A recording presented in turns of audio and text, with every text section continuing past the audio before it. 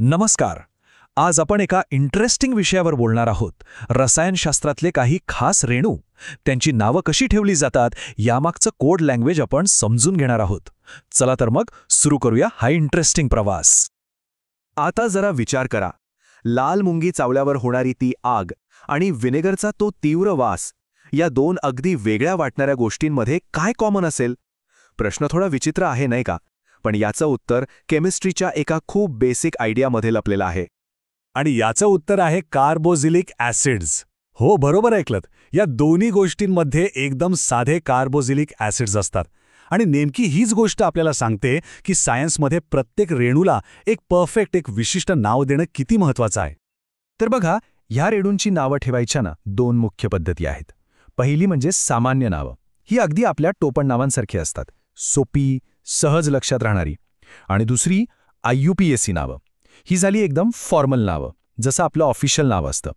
याचे काही पक्के नियम आहेत आणि ही एक युनिव्हर्सल लँग्वेज आहे जी जगभरातली सगळे सायंटिस्ट वापरतात. चला तर मग सुरुवात करूया पहिल्या ग्रुपपासून. हे आहेत अल्डिहाइड्स आणि कार्बॉक्सिलिक ॲसिड्स. आता यांची एक खास ओळख आहे, एक कॉमन गोष्ट आहे, ती म्हणजे यांचा जो फंक्शनल ग्रुप असतो ना, तो नेहमी कार्बनच्या साखळीच्या एकदम टोकाला म्हणजे शेवटी असतो. आणि ही एक गोष्ट लक्षात ठेवली की यांचं नाव देणं एकदम सोपं होऊन जातं.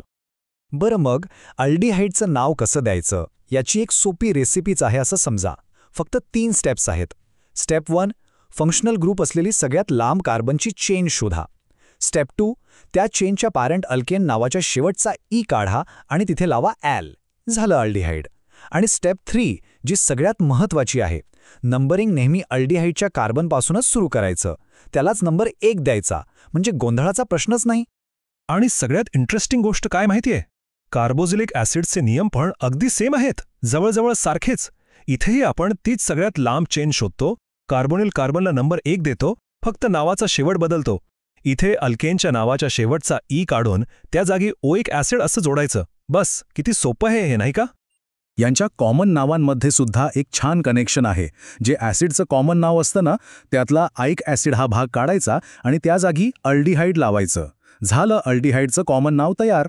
उदाहरण घ्यायचं झालं तर व्हिनेगरमधल्या ॲसिटिक ॲसिडपासूनच ॲसिटाल्डिहाइड हे नाव बनतं. ओके, आतापर्यंत आपण अशा रेणूंबद्दल बोललो जे साखळीच्या टोकाला होते. आता वळूया मधल्या रेणूकडे, म्हणजे कीटोनकडे. कीटोन थोडे वेगळे आहेत. का? कारण यांचा फंक्शनल ग्रुप, तो कार्बोनिल ग्रुप, साखळीच्या टोकाला नसतो, तो कुठेतरी मध्ये असतो. आणि हाच यांच्यातला सगळ्यात मोठा फरक आहे.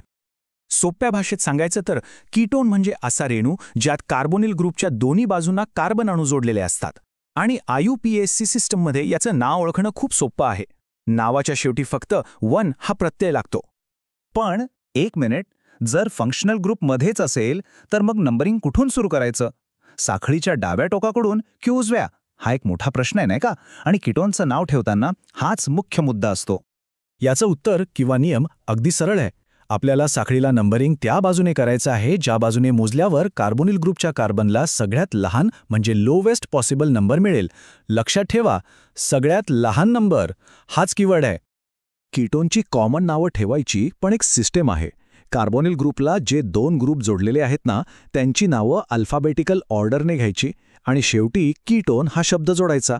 उदाहरणार्थ, जर एका बाजूला इथाईल आणि दुसऱ्या बाजूला मिथाईल ग्रुप असेल तर नाव होईल इथाईल मिथाईल कीटोन. सिंपल. ठीक आहे, तर आतापर्यंत आपण बेसिक नियम पाहिले. पण आपल्याला माहिती आहे की केमिस्ट्री नेहमीच इतकी सरळ नसते. मग जेव्हा रेणूंची रचना थोडी गुंतागुंतीची होते तेव्हा ही IUPAC सिस्टम कशी काम करते? चला तेच पाहूया. ही सिस्टीम खूपच फ्लेक्सिबल आणि पॉवरफुल आहे. समजा एकाच रेणूत 2 अल्डिहाइड ग्रुप्स आहेत. मग काय? सोपं आहे.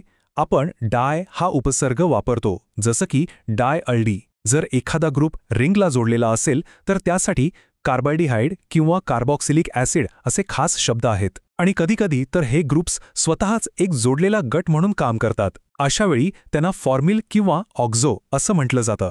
म्हणजे बघा, ही सिस्टम किती विचारपूर्वक बनवली आहे. तर आता आपण हे सगळे नियम पाहिले, पण थोडं मागे जाऊन विचार करूया. हे सगळं इतकं महत्त्वाचं काय आहे? ही रेणूंची भाषा, हे नामकरण, याचं महत्त्व नेमकं काय आहे? हा बघा, हा एक क्विक रेफरन्स गाईड आहे. आपण आतापर्यंत जे काही शिकलो त्याचं हे एक छानसं सार.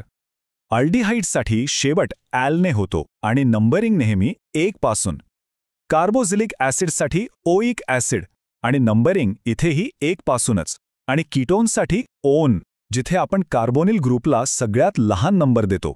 हे 3 नियम म्हणजे या सगळ्या टॉपिकचा गाभा आहेत. हे वाक्य बघा. हे या सगळ्याचं महत्त्व एका ओळीत सांगतं. विचार करा, एक युनिव्हर्सल नाव असल्यामुळे टोकियोमधल्या लॅबमध्ये काम करणारा सायंटिस्ट आणि टोरंटोमधल्या क्लासरूममध्ये शिकणारा विद्यार्थी दोघेही एकाच रेणूबद्दल बोलत आहेत याची खात्री असते. कोणताही गोंधळ नाही. सायन्सच्या प्रगतीसाठी हे किती गरजेचं आहे नाही का? तर शेवटी हे फक्त काही किचकट नियम नाहीत, हे लक्षात घ्या. ही एक युनिव्हर्सल भाषा आहे, एक कोड आहे जो जगभरातल्या सायंटिस्टना भाषेच्या पलीकडे जाऊन जोडतो. याच भाषेमुळे ते एकमेकांचे शोध समजू शकतात, त्यावर प्रश्न विचारू शकतात आणि मिळून पुढे जाऊ शकतात. हीच ती भाषा आहे जी विज्ञानाला पुढे घेऊन जाते.